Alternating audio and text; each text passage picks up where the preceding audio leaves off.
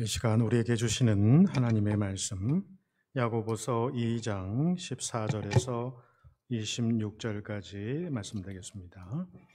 야고보서 2장 14절에서 26절 말씀 드리겠습니다.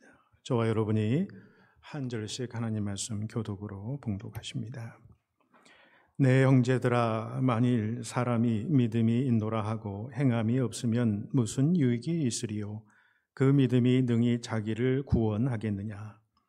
만일 형제나 자매가 헐벗고 일용할 양식이 없는데 너희 중에 누구든지 그에게 이르되 평안히 가라, 덥게 하라, 배부르게 하라 하며 그 몸에 쓸 것을 주지 아니하면 무슨 유익이 있으리요?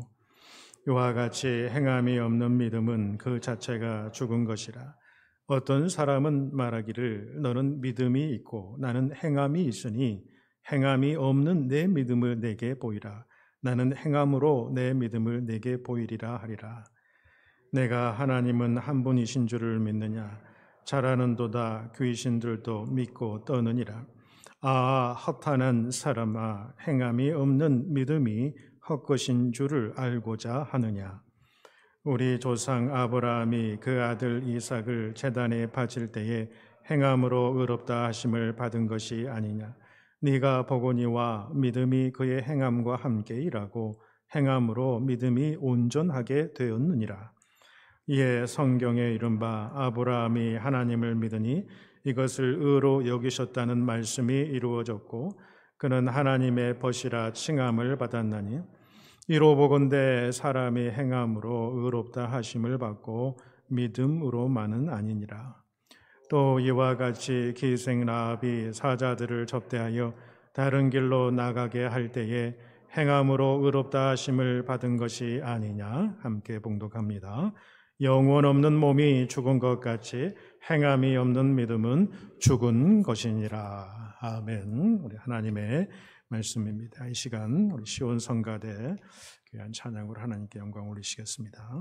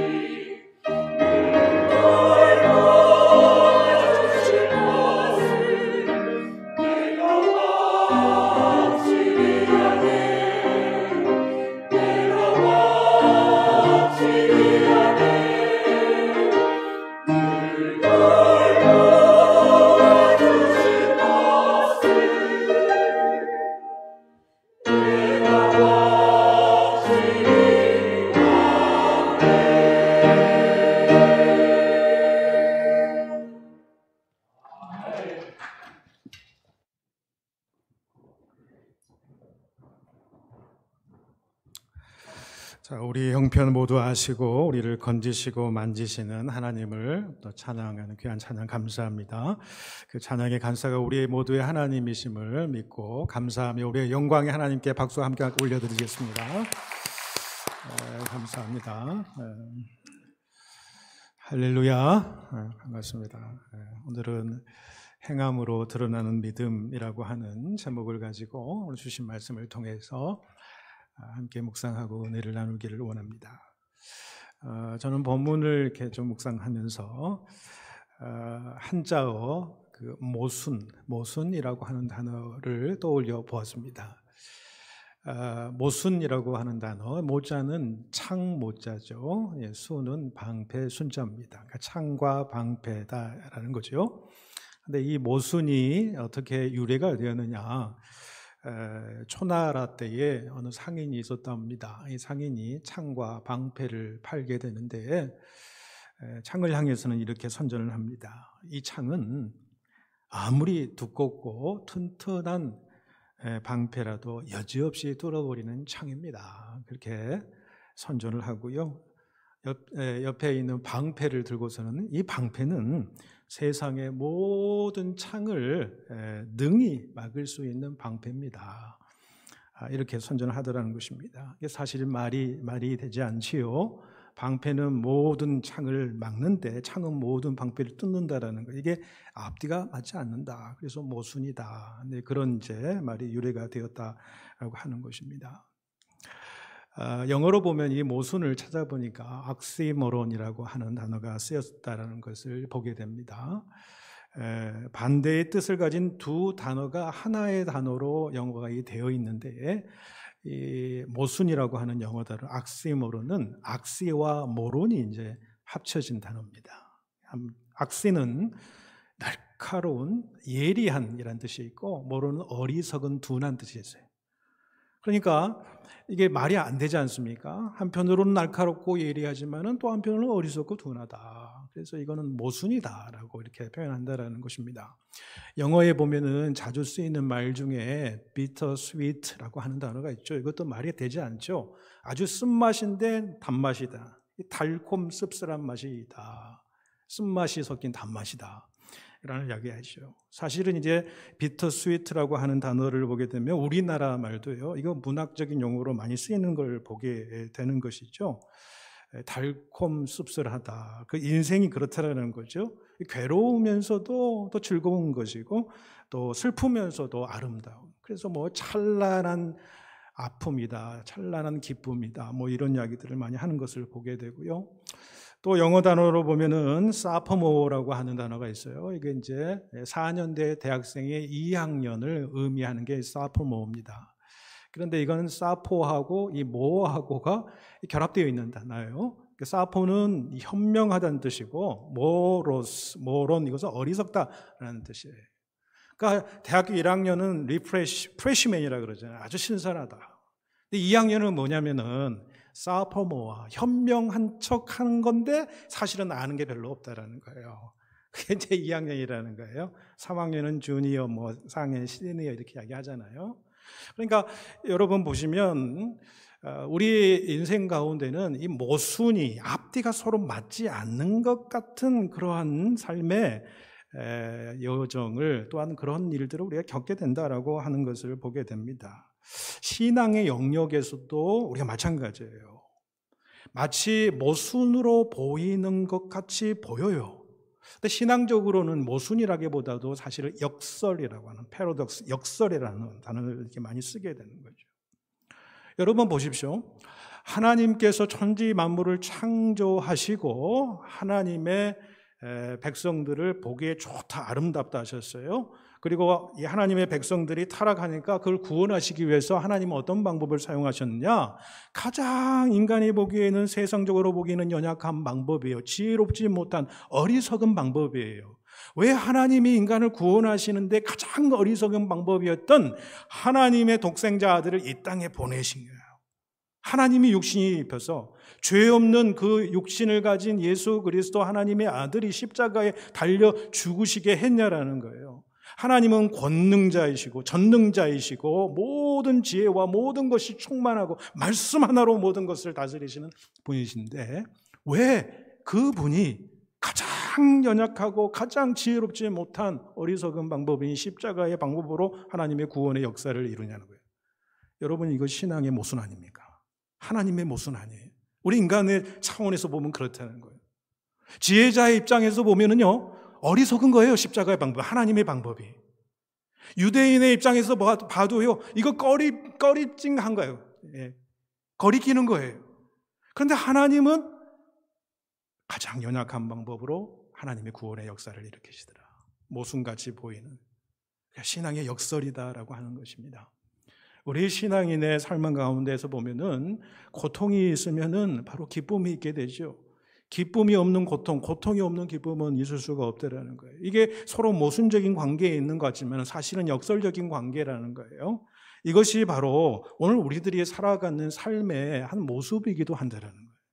우리의 삶의 모습을 모두 다 이성적으로 합리적으로 이렇게 다 이렇게 설명할 수 있나요? 그렇지 못할 때가 얼마나 많은지 몰라요. 여러분도 그렇지 않습니까? 어떤 때 보면은 참 이건 이해할 수 없는 일들이 벌어지게 되는 거예요. 어떤 때 보면 그것을 통해서 또 하나님께서 우리가 생각하지 못했던 하나님의 역사를 이루어 내시기도 하시고요. 아무튼 우리 인간의 생각으로는 너무나도 이것은 모순이에요. 앞뒤가 들어맞지 않는 일들이에요. 그러나 하나님은 그렇게 모순으로 보여지는 일들 속에서 하나님의 구원의 역사를 펼쳐가시고 섭리를 펼쳐가시더라라고 하는 사실을 우리는 성경의 역사를 통해서 바라보게 되더라라고 하는 사실을 보게 되는 것입니다.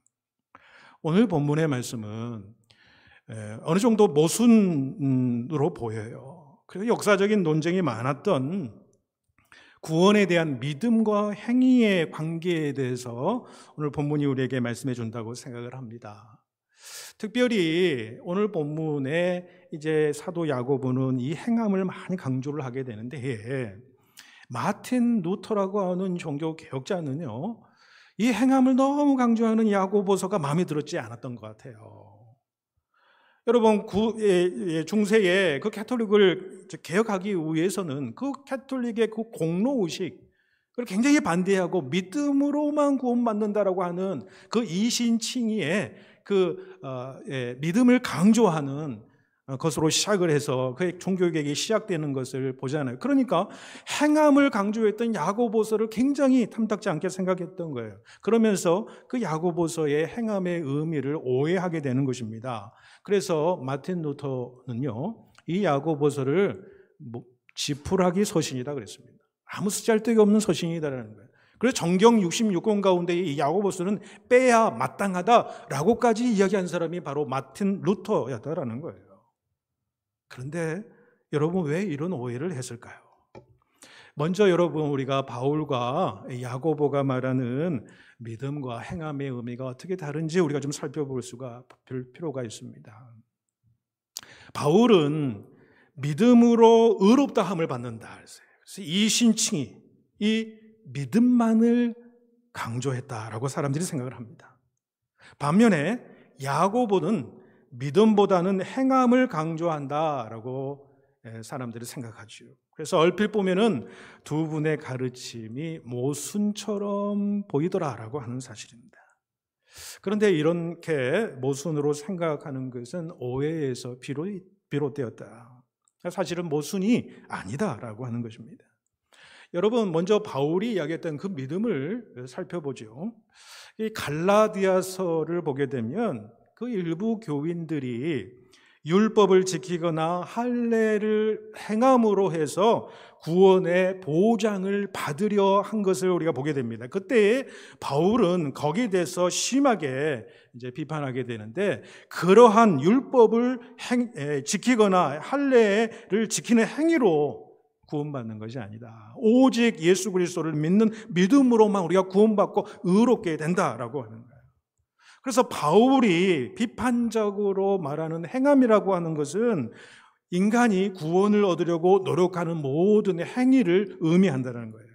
내가 율법대로 행하면은 내가 구원받는다라고 하는 생각, 그 생각이 잘못되었다라고 하는 사실을 사도 바울은 강조했던 것이죠. 자, 그러면서 로마서 3장 9절에 10절에 사도 바울은 이 구약의 모든 성경을 인용하면서 그런 말씀을 합니다. 그러면 어떠하냐? 우리는 나으냐? 결코 아니라 유대인이나 헬라인이나 다 죄 아래 있다. 기록된 바 의인은 없나니 하나도 없다라고 그렇게 이야기해요. 그러니까 기록된 바 구약에 여러 곳에서 기록이 되었다. 의인은 이 세상에 의인은 한 사람도 없다라고 하는 거예요. 구약의 모든 인물도 증언하지 않느냐. 아브라함을 보아라, 모세를 보아라, 다윗 모두 다 연약한 본성을 가져서 죄를 범하는 그런 인간들이었다라고 하는 사실이에요. 그래서 율법을 완전히 지켜서 그 행위로 구원받을 사람이 이 땅 가운데는 아무도 없다라고 하는 것을 강조하는 것이 바울의 입장이었어요. 그런데 이 바울과 다르게 야고보가 이야기하는 행함이라고 하는 것은 바울이 정죄하는 그 행함과 다른 것이었습니다. 야고보의 행함은 무엇이냐면 믿음을 입증하려고 하는 그 행위를 의미하는 것이죠. 그러니까 바울이 우리의 구원은 바로 믿음을 통해서만 우리가 구원을 얻게 된다. 의롭다함을 얻게 된다. 우리 믿음의 구원의 뿌리를 이야기를 했다면 야고보는 무엇을 했느냐? 바울이 이야기했던 그 구원의 믿음으로 구원받는 그 믿음의 뿌리를 인정하고 그 구원받은 자는 어떤 삶으로 살아가야 되느냐라고 하는 사실, 그 삶의 믿음의 열매에 대해서 이야기를 하고 있다는 것입니다. 그러니까 다른 차원에서 이야기를 하고 있지 이게 모순적인 관계가 아니다라고 하는 사실입니다. 사실 야고보 사도가 오늘 본문에서 우리에게 권면하는 내용은요, 오늘날 더 적용되고 강조되어야 될 하나님의 말씀이 아닌가 저는 그렇게 생각을 합니다. 하비 콕스라고 하는 신학자는 이런 이야기를 했어요. 우리는 그리스도인들에 의해서 복음이 무효화되는 세상에서 살아가고 있다. 그런 이야기를 해요. 좀 안타까운 거죠. 복음을 믿어서 믿음으로 내가 구원받았다고 하는 우리 신앙인들이 복음적으로 우리가 예수 그리스도의 삶을 살아가지 못함으로 말미암아 그 복음이 무력화되어지는, 복음이 무가치하게 되어버리는 그런 세상 가운데 살아가고 있지 않느냐. 믿음이 있다고 하지만 행함이 따르지 않는 그리스도인의 그 연약한 안타까운 모습을 얘기한 것이겠죠. 여러분, 윌리엄 바클리라고 하는 유명한 주석학자는 이런 이야기를 합니다. 많은 사람들이 교회에 나오게 된 것은 신앙에 대한 이론의 설복이 되어서가 아니라 기독교인의 사랑을 보았기 때문이다. 그리고 많은 사람들이 교회를 떠나게 된 이유는 성경 내용을 믿을 수 없어서가 아니라 교인들의 불친절과 추한 모습을 보았기 때문이다. 그렇게 이야기를 하는 것입니다. 우리는 신앙인은 또 기독교는 사랑의 종교라고 이야기를 합니다. 예수 그리스도의 그 사랑을 우리의 삶의 메시지로 전달하는 것이 바로 그리스도인의 삶의 모습이다라는 거예요. 그래서 누군가가 기독교인이 되었다라는 것은 기독교의 무슨 구원의 교리나 이론에 설득이 되어서 교회에 나온 것이 아니다라고 하는 거예요. 성경 내용 그 지식이 문제가 아니라 그 예수 그리스도를 따르는 그 사람들의 그 삶의 모습과 행위를 통해서 감동받고 그 삶의 향기 때문에 우리가 교회에 나오지 않았겠느냐라는 그런 이야기를 한다는 것입니다. 요한계시록 3장 1절에 보면은 주님께서 사대 교회를 향해서 무슨 말씀을 하십니까? 내가 내 행위를 아노니 내가 살았다 하는 이름은 가졌으나 죽은 자로다. 죽은 자로다. 명목상의 이름은 있어요. 명목상의 크리스찬이에요. 그런데 실상은 죽은 사람 아니더냐. 죽은 믿음을 가진 것이 아니더냐. 이런 말씀을 하신다는 것입니다. 여러분, 예수님의 십자가의 공로로 우리가 죄사함을 받았지요. 우리가 그 믿음으로 구원을 받았다고 해서 이제는 율법이 이제 필요 없고 죄를 마음대로 지어도 된다라고 생각하는 것은 잘못이지 않습니까? 이건 반율법주의적인 신앙이지요. 여러분, 이단에서 특별히 여러분 우리가 마주칠 수 있는 구원파라고 하는 이단이 있습니다. 구원파에서 이야기하는 것이 여러분 무엇입니까? 예수 그리스도로 인해서 구원받은 사람은 영원히 그 죄에서 구원받은 사람이에요. 그러니까 예수 그리스도를 믿은 사람, 그래서 그 예수 그리스도를 언제 어디서 예수 그리스도를 영접했느냐를 자꾸 사람들한테 묻는다는 거예요. 그래서 예수 그리스도를 통해서 구원받은 사람은 모든 인간의 죄가 다 사해졌고 하나님의 백성이 되었기 때문에 이제는 하나님의 말씀, 율법대로 율법을 지키면서 살 필요가 없다는 거예요. 율법이 다 무용되었다. 지킬 필요가 없게 되었다라고 하는 거예요.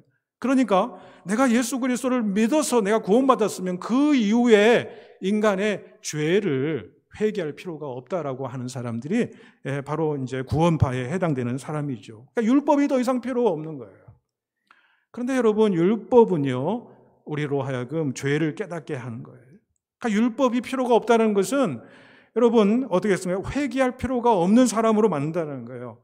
그러니까 우리는 예수 그리스도를 닮아가는 성화의 과정이 완전히 빠져버렸다라고 하는 사실을 보게 되는 거예요.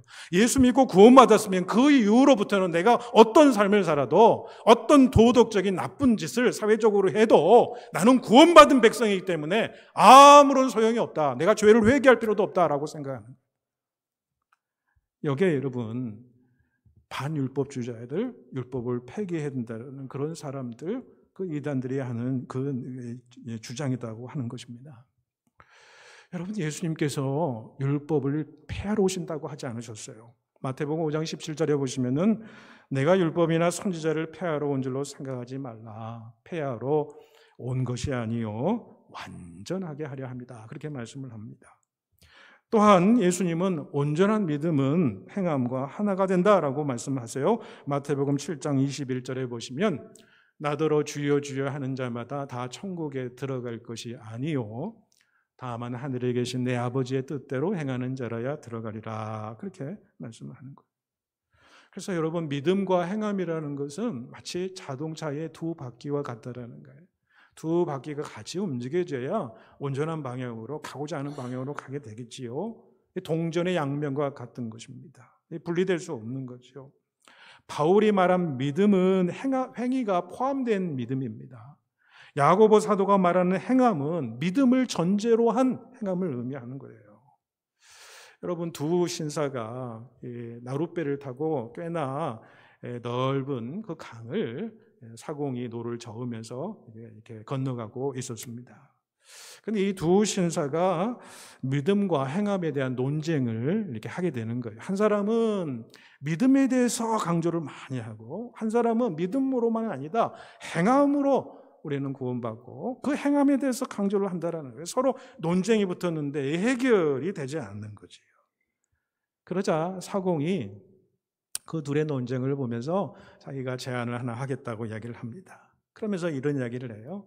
자기가 지금 양쪽에 노를 지금 젓고 있는데 이 오른손에 잡고 있는 노를 믿음이라 칩시다. 그리고 왼손에 잡고 있는 노를 행함이라고 칩시다. 그러면서 이제 행위로 보이는 것이 오른손, 믿음의 도죠. 오른손만 막 저어서 강을 건너려고 해봅니다. 그런데 어떻게 돼요? 계속 제자리만 빙빙 도는 거예요. 또 왼손만, 그러니까 행위의 노만 가지고 저어보니까 어떻게 돼요? 바로 똑바로 가지 않고 또 빙빙 돌기만 하는 거예요. 그러면서 이제는 함께 저어보겠습니다. 그러니까 배는 앞으로 쭉쭉 잘 나가게 되는 거예요. 가고자 하는 곳에 도착을 하게 되는 거예요. 그러니까 행함이 없는 믿음, 믿음 없는 행함, 이것으로는 충분하지 않다라는 것, 두 가지 모두가 있어야 된다라고 하는 거죠. 그래서 오늘 사도 야고보가 본문 22절에 네가 보거니와 믿음이 그의 행함과 함께 일하고 행함으로 믿음이 온전하게 되었느니라 라고. 온전한 믿음은 무엇이냐? 살아있는 믿음은 무엇이냐? 행함이 있는 믿음이다 라고 하는 것을 말씀해 주고 있는 거죠. 이제 야고보는 먼저 행함으로 드러나는 믿음이 아닌 것 두 가지를 지금 본문에서 언급을 해요. 첫 번째는 감정을 중심으로 한 믿음이에요. 15절에서 17절 말씀 가운데 나오는데 이런 이야기예요. 헐벗고 굶주린 형제를 또 자매를 보고 내가 감정적으로 불쌍히 여기고 안타까우는 마음이 있어요. 저분이 참 뭘 좀 먹어야 될 텐데 이 추위에 어떻게 잠을 자게 될까? 이 추위에 참 두꺼운 옷도 없는데 어떻게 되겠는가? 라고 하면서 감정적으로 염려하는 마음이 있지요. 그런데 정작 말만 하고 그 감정만 마음에 담고 그냥 돌아선다면 무슨 의미가 있겠느냐라고 하는 거예요. 그것을 사도 야고보가 이야기합니다. 그러니까 우리 믿음이라는 것은, 우리 믿음이 살아있는 믿음이 된다는 것은 감정에만 치우치는 믿음이 아니라, 말로만 하는 믿음이 아니라 행함으로 드러나는 믿음이어야 된다라는 것을 말씀해 주는 것이겠지요. 다음으로는 지식을 중심으로 하는 믿음을 이야기합니다. 19절 말씀해 보시면, 내가 하나님은 한 분이신 줄을 믿느냐, 잘하는도다 귀신들도 믿고 떠느니라, 그런 말씀을 합니다. 귀신들도 하나님에 대해서 너무나도 잘 안다는 거예요. 오히려 사람보다 너무 더 잘한다. 우리가 흔히 하는 말대로 귀신이 귀신같이 알아본다는 거예요. 하나님의 권세와 하나님의 영광이 얼마나 큰지 인생보다 귀신들이, 사단들이 더 잘한다. 여러분, 사단도 하나님의 말씀을 잘 알고 인용을 합니다. 예수님께서 공생애를 시작할 때 광야에서 사단의 유혹을 받을 때 사단이 유혹했던 것이 무엇이냐면 하나님의 말씀을 통해서 유혹하는 것을 바라보게 됩니다. 예수님께서 복음서에 보시면은 갈릴리 사역, 초기 사역들을 중심으로 보시면은 많은 귀신들을 쫓아내는 사건들이 많이 있었어요. 그 중에 군대 귀신 들린 사람이 있었어요. 그런데 군대 귀신 들린 사람이 예수께서 저기 오는 것을 보고 사시나무 떨듯이 막 떠는 거예요. 당신은 다윗의 아들 예수가 아니느냐? 당신이 이곳에 온 것은 우리를 멸하러 이 땅 가운데, 우리 가운데 오신 것이 아니냐 하면서 사시나무 떠듯이 귀신들이, 군대 귀신들이 떠는 것을, 예수 그리스도를 보고 떠는 것을 보게 됩니다. 사단 귀신들은 하나님의 존재를 알아요. 인식합니다. 예수님을 누구보다도 잘 알아요. 예수님이 하나님의 아들이요, 그분이 메시아이고 구원자라는 사실을 너무나도 잘 알죠. 그들이 이 사단 마귀의 모든 세력을 멸망시킬 그 능력의 주님이라는 사실을 그들이 너무너무 잘 알았어요. 지식적으로는 잘 알았어요. 그런데 그분과의 사랑의 관계를 가지지 못한 거예요. 믿음의 존재라고 볼 수는 없어요. 내가 하나님을 알았다고 해서, 예수 그리스도를 내가 알았다고 해서 그 사람이 믿음을 가졌느냐? 그건 아니다라는 거예요. 반면에 행동하는 참 믿음을 야고보 사도가 이야기를 합니다.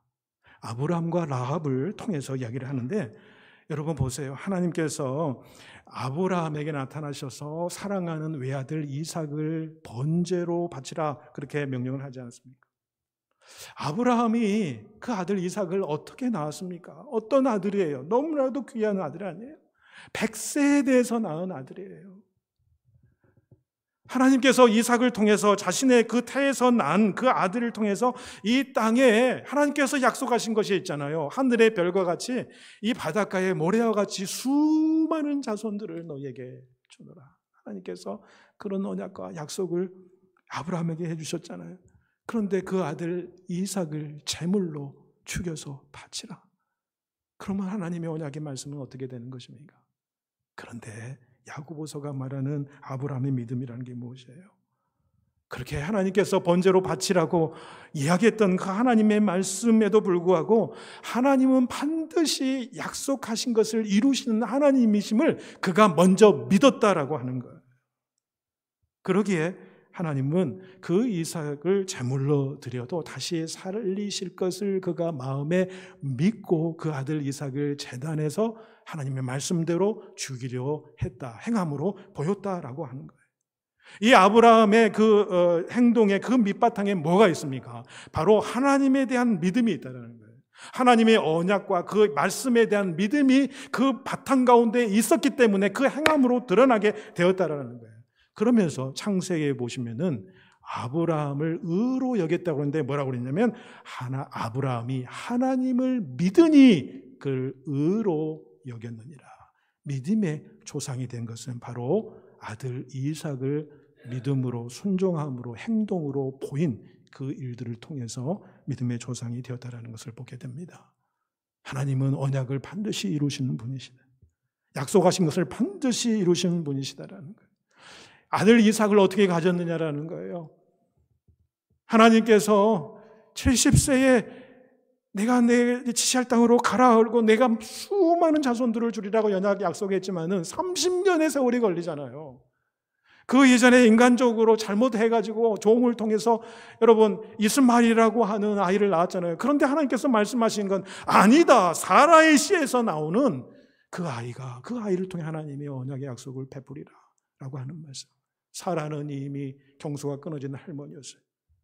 아브라함은 100세가 다 됐어요. 그럼에도 불구하고 없는 것을 있게 만들으셨던 그 하나님, 언약하신 것을 반드시 지키신 그 하나님을 아브라함은 믿었던 거예요. 그 믿음의 바탕 위에 아들 이삭을 행함으로 하나님 앞에 드릴 수 있었다는 거예요.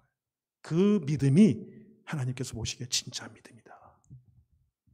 그런 말씀을 야고보 사도가 한다라는 것입니다. 또한 기생 라합도 여리고성을 정탐하던 두 사람을 숨겨주게 되잖아요. 그때 왜 그럴 수 있었을까요? 그 두 사람을 숨겨줘서 발각되면 자기 목숨뿐만 아니라 가족의 목숨이 다 앗아갈 수 있는 그런 위험 가운데 있었어요. 그럼에도 불구하고 그들을 숨겨주었었던 이유가 무엇일까요? 그가 여러분 여호수아 2장 9절과 11절에 그가 고백하는 내용이 있습니다. 이 라합이 여호와께서 이 땅을 너희에게 주신 줄을 내가 아노라. 너희의 하나님 여호와는 위로는 하늘에서도 아래로는 땅에서도 하나님이시나 상천하지 않으십니다. 지금까지 여러분 40년 동안 광야 생활에 모든 하나님께서 행하시는 그 기적과 구원의 놀라운 역사를 다 들었던 거예요, 라합이. 그러면서 이제 여리고성을 이제 정복하려는 그 이스라엘 사람들 앞에서 너희들이 믿는 그 하나님이 상천하지 정말로 온전하신 진짜 하나님이시기 때문에 그 하나님을 내가 믿는 믿음으로 자기의 목숨을 걸고 이 정탐꾼을 숨겨주었어요. 그래서 나중에는 어떻게 됩니까? 여리고성이 다 멸망했지만은 그의 가족은 모두 다 구원받게 되는 것을 보게 됩니다. 여러분, 믿음이라는 것은 단순한 지적인 동의가 아니라 행동으로, 결단으로 나타나는 것이다. 결국에 라합은 어떻게 됩니까? 나중에 살몬과 결혼합니다. 이 라합과 살몬이 결혼해서 누구를 낳게 되느냐? 보아스를 낳게 돼요. 그리고 보아스와 룻이 결혼해서 어떻게 됩니까? 나중에는 다윗의 정조 할머니가 되고 다윗의 계보에 이른 사람이 라합이 되더라. 그 다윗의 계보 가운데 예수 그리스도의 구원의 놀라운 역사, 예수 그리스도의 계보에 오르게 되었더라. 이게 다 여러분 행함으로 드러난 그 믿음이에요. 그걸 통해서 하나님께서 구원의 역사를 일으켜 주시더라라는 것입니다. 여러분, 우리가 선한 일도 우리 마음대로 할 수 있는 것입니까? 저는 그렇지 않다고 생각해요. 하나님 앞에 선한 일은 하나님께서 우리에게 자비를 베푸시고 우리에게 그것을 감당할 힘을 주실 때에 우리도 가능하게 되더라. 여러분, 믿음의 사람은 어떤 사람입니까? 내가 그 하나님의 사랑과 그 은혜를 내가 아는 거예요. 그 하나님의 사랑과 은혜를 내가 경험하고 체험하게 되는 거예요. 그래서 그 하나님의 사랑에 내가 반응하는 것입니다.